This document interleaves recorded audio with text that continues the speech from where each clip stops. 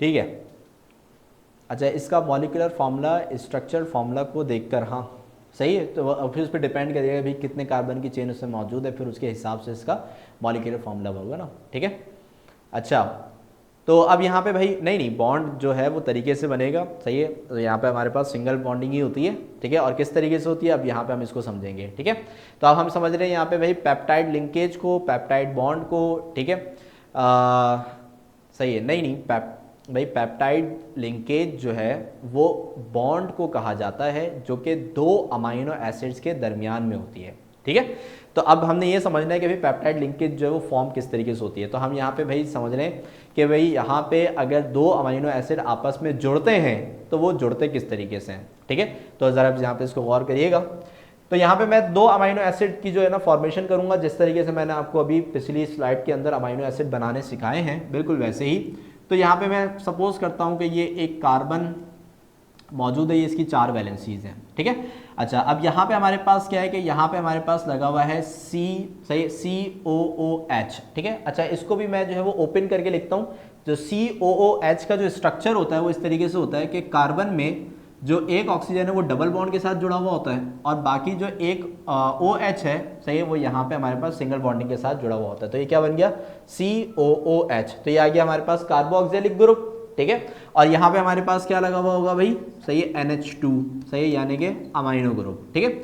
बाकी जो हमारे पास इसके 2 हैंड्स बचे, सही है, उस पर हमारे पास हाइड्रोजन और अल्काइल ग्रुप जो है वो लगे हुए होते हैं, ठीक है। तो ये आ गया हमारे पास अमाइनो एसिड नंबर 1।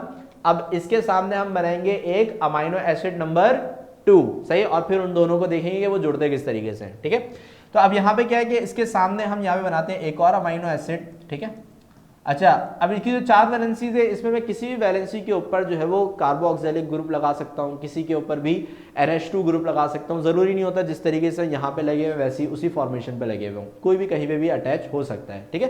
तो यहाँ पे मैं सपोज करता हूँ कि भाई ये वाली जो वैलेंसी है इसके ऊपर मैं इसका अमाइनो ग्रुप लगा देता हूँ, सही है। अब अमाइनो ग्रुप क्या होता है भाई, अमाइनो ग्रुप होता है NH2, सही है। लेकिन मैं आपको समझाने के लिए यहाँ पे NH2 में जो H है उसको अलग अलग करके लिख रहा हूँ, यानी कि एक H इस तरफ लिख रहा हूँ और एक H इस तरफ, यानी कि थोड़ा सा मैंने इसको खोल के लिखा है, सही है। तो ये हो गया NH2, तो एक H मैंने इधर लिख दिया और एक H मैंने इधर लिख दिया, ठीक है। बाकी जो इसकी एक वैलेंसी बची वहां पे हमारे पास अटैच हो जाएगा भाई कार्बोक्सिलिक एसिड यानी कि COOH, बाकी जो एक बची उस पर R, बाकी जो एक बची उस पर H, ठीक है। तो ये आ गया हमारे पास अमाइनो एसिड नंबर 1 और ये आ गया हमारे पास अमाइनो एसिड नंबर 2, ठीक है। अब यहाँ पे बेसिकली हमारे पास होता क्या है कि जब हमारे पास एक अमाइनो एसिड दूसरे अमाइनो एसिड के साथ ज्वाइन होता है और पेप्टाइड लिंकेज की फॉर्मेशन होती है, तो वो फॉर्मेशन होती है थ्रू अ कंडेंसेशन पॉलीमराइजेशन। यानी कि यहाँ पे जो पॉलीमराइजेशन का प्रोसेस है, पॉलीमराइजेशन का मतलब होता है दो मॉलिक्यूल्स का आपस में, दो या दो से ज्यादा मॉलिक्यूल्स का आपस में जुड़ना, सही है। तो यहाँ पे अमाइनो एसिड आपस में जुड़ते हैं ना, तो पॉलीमराइजेशन होती है। अब पॉलीमराइजेशन की एक टाइप होती है जिसे बोलते हैं कंडेंसेशन पॉलीमराइजेशन, यानी कि ऐसी पॉलीमराइजेशन कि जिसमें पानी यानी कि वाटर मॉलिक्यूल रिलीज हो, तो ऐसे प्रोसेस को हम बोलते हैं कंडेंसेशन पॉलीमराइजेशन। तो अब इसमें होता क्या है कि हमारे पास यहाँ पे ये जो OH है, सही, ये जो आपको OH नजर आ रहा है जो इस कार्बन के साथ अटैच हुआ हुआ है, तो यहाँ से हमारे पास ये जो OH है ये यहाँ से रिलीज हो जाता है, यानी कि इसको जो है वो यहाँ से सेपरेट कर देते हैं।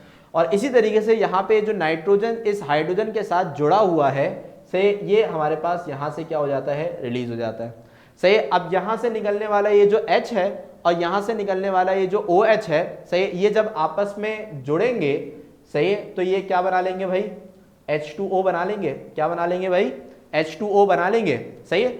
अब इससे होगा क्या, अब इससे होगा ये कि भाई हमारे पास यहाँ पे, सही, यहाँ पे ये जो कार्बन के साथ ये जो OH लगा हुआ था, सही, ये तो अब चले गया। तो इससे क्या होगा कि यहाँ पे हमारे पास कार्बन की ये जो वैलेंसी है ये फ्री हो जाएगी, खाली हो गई, सही, OH था चले गया, सही है। अच्छा, अब इसी तरीके से नाइट्रोजन के साथ ये जो हाइड्रोजन लगा हुआ था, सही, ये भी यहाँ से क्या हो जाएगा भाई, चले जाएगा, सही है, हाइड्रोजन था चले गया, सही। अब यहाँ पे नाइट्रोजन की, यहाँ पे हमारे पास नाइट्रोजन की ये जो वैलेंसी है ये फ्री है और यहाँ पे जो हमारे पास कार्बन की ये जो वैलेंसी है ये हमारे पास फ्री है, सही। अब क्या होगा कि ये दोनों वैलेंसीज ये आपस में मिला लेंगे और ये जो हमारे पास बॉन्ड बनेगा, this bond is called peptide linkage. सही, पेप्टाइड लिंकेज या फिर इसको हम बोलते हैं पेप्टाइड बॉन्ड। सही। तो अब यहां पे हमारे पास क्या होता है कि जब एक अमाइनो एसिड दूसरे अमाइनो एसिड से या फिर दूसरा तीसरे से या फिर तीसरा चौथे से जैसे जैसे ये जुड़ते जाएंगे, हर बॉन्ड के अंदर हमारे पास एक वाटर मॉलिक्यूल जो है वो क्या होता जाएगा, रिलीज होता जाएगा, क्योंकि यही सेम पैटर्न आगे भी यूज होगा। यानी कि हर OH COOH में से OH और NH2 में से H जो है वो रिलीज होंगे। सही है, वाटर मॉलिक्यूल फॉर्म होकर रिलीज हो जाएगा और जो इनकी वैलेंसीज क्या नाम है बच जाएंगी, वहां पे हमारे पास क्या बन जाएगा, पेप्टाइड लिंकेज यानी कि पेप्टाइड बॉन्ड जो है वो यहाँ पे फॉर्म हो जाएगा। तो इस तरीके से हमारे पास यहाँ पे दो अमाइनो एसिड्स जो हैं, सही, ये आपस में क्या हो जाएंगे, जुड़ जाएंगे through a bond that is called peptide linkage. Clear है बात यहाँ पे? हाँ, ये पॉइंट भी मैं भी शेयर करने वाला था। सही भाई वासिफ ने बताया कि भाई यहाँ पे अब इस तरीके से होता है क्या है कि प्रोटीन के अंदर, क्योंकि प्रोटीन में हमने पढ़ा है ना कि भाई अमाइनो एसिड आपस में जुड़ते हैं, अमाइनो एसिड आपस में जुड़ते हैं और क्या बनाते हैं भाई, क्या नाम है, प्रोटीन बनाते हैं। तो भाई प्रोटीन के अंदर जो हमारे पास अमाइनो एसिड की तादाद है वो वेरी करती है, सही, 60 से लेकर 6000 तक। सही, 60 से लेकर 6000 तक अमाइनो एसिड जो है वो आपस में जुड़ के एक लंबी लंबी कॉम्प्लेक्स चेन्स बनाते हैं। सही है, और वो कॉम्प्लेक्स चेन जो है वो बेसिकली हमारे पास क्या कहलाती हैं, प्रोटीन कहलाती हैं। क्लियर हो गई बात यहाँ पे? तो भाई पेप्टाइड लिंकेज समझ में आया आप लोगों को? है भाई, पेप्टाइड लिंकेज समझ में आया? इसके अंदर कोई कंफ्यूजन तो नहीं है कि भाई पेप्टाइड लिंकेज कैसे फॉर्म होता है और इसमें वाटर मॉलिक्यूल कैसे रिलीज होता है? ठीक है, ठीक है। तो पेप्टाइड लिंकेज को अगर मैं बोलूँ भाई डिफाइन करें तो आप इसी तरीके से डिफाइन करेंगे कि भाई क्या नाम है, पेप्टाइड लिंकेज जो है दो अमाइनो एसिड्स, सही, दो अमाइनो एसिड्स के दरमियान में मौजूद बॉन्ड को कहा जाता है जो कि थ्रू अ कंडेंसेशन पॉलीमराइजेशन, सही, कंडेंसेशन पॉलीमराइजेशन के थ्रू बनता है। कंडेंसेशन पॉलीमराइजेशन क्या होती है कि ऐसी पॉलीमराइजेशन जिसमें दो मॉलिक्यूल इस तरीके से आपस में जुड़े, सही, कि उसमें से क्या रिलीज हो जाए, वाटर मॉलिक्यूल रिलीज हो जाए। तो ऐसे हमारे पास पॉलीमराइजेशन कंडेंसेशन पॉलीमराइजेशन कहलाती है। ओके भाई, तो सही भाई, खदीजा, समरा, आयान, बरीरा, वासिफ, ठीक है, समझ में आ गया आपके? तो यहाँ पे हमारे पास जो पेप्टाइड लिंकेज से रिलेटेड टॉपिक है, सही है, वो हो गया मुकम्मल। अब इसमें हम दो चीज़ें देख लेते हैं, शॉर्ट के अंदर क्वेश्चंस आ सकते हैं कि भाई यहाँ पे हमारे पास जो है, अच्छा मिनाहिल कोई क्वेश्चन पूछिए, मैं चेक कर लेता हूँ क्या है ये। सर ये जो अपर हमने NH2 के H अलग करके लिखे हैं, इसको ऐसे ही लिखना होता है हमेशा? हाँ सही, इसको हम ऐसे ही लिखते हैं, ठीक है ना। तो जब भी आप इसकी फॉर्मेशन करेंगे तो उसमें आप इसी तरीके से फॉर्म शो कर दिएगा, ठीक है। अच्छा, तो भाई अब यहाँ पे ये शॉर्ट के अंदर क्वेश्चन आ सकता है, भाई सोर्सेज बता देंगे, भाई प्रोटीन जो है वो ऐसे कौन से हमारे पास फूड आइटम्स जो हम अपने डाइट में शामिल करें जिससे हमें प्रोटीन मिले। और दूसरी ये चीज़ है कि भाई हमारे पास यूजेस के कहाँ कहाँ पे यूज़ होते हैं। तो सबसे पहले आ देते हैं भाई हम सोर्स पे। तो सोर्स में हमारे पास जो पहली चीज़ है वो है क्या नाम है, एग्स, सही, एग्स हो गए, मीट हो गए, pulses, nuts, edible oil, beans, peas, cheese etcetera, सही है। तो यहाँ पे जो तमाम तरह ये जो सारे फूड आइटम्स आपके सामने इनलिस्ट हैं, ये सारे के सारे सोर्सेज हैं प्रोटीन के, सही है। तो अगर आपको अपनी बॉडी को ज़्यादा से ज़्यादा प्रोटीन प्रोवाइड करना है तो इन चीज़ों का इस्तेमाल ज़्यादा से ज़्यादा रखें, सही है।